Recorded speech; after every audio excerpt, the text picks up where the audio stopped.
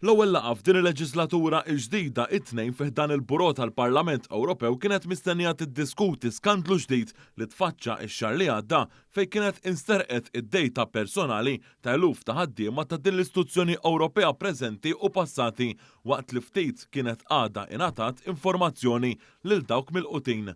Aktar kmini f'Mejju, f'nofs kampanja elettorali, il-Parlament Ewropew wissa lil aktar minn 9,000 ħaddiem li tarif personali, inkluż in-numri tal-karta tal-identità u passaporti, ċertifikati u rekords mediċi fost l-oħrajn instarqu minn hackers. Jirriżulta li l-informazzjoni li nħarġet illegalment mill-istituzzjoni tmur lura għall-aħħar 10 snin u tikkonċerna lil dawk kollha li ħadmu fil-Parlament Ewropew anke dawk li llum m'għadhomx. Il-Kumitat li jippreżenta l-assistenti fil-Parlament Ewropew kien kiteb il-President tal-Parlament Ewropew Roberta Metsola jistaqsija dwar x'passi qed jittieħdu dwar dan il-każ. Minkejja dan ma' politiko uħud minn dawk affettwati kienu sostnew li kien hemm nuqqas ta' komunikazzjoni magħhom mit-tmexxija tal-Parlament Ewropew.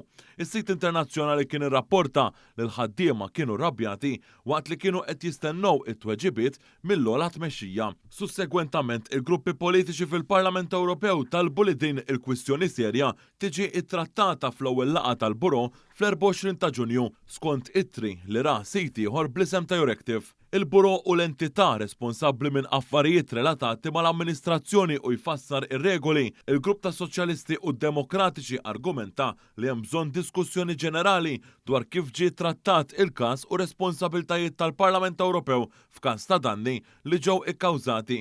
Ittri oħrajn simili intbagħtu mill-grupp tal-ħodor ta' Xelluk u Renew Europe li talbu għal iżjed informazzjoni anke wara li ħaddiema għadhom prattikament fil-għama dwar din id-data breach aktar kmieni din is-sena. Ir-regoli tal-Parlament Ewropew jesiġu li dawk konċernati jiġu marfin fi żmien 72 siegħa mintu jinstab telf ta' informazzjoni simili.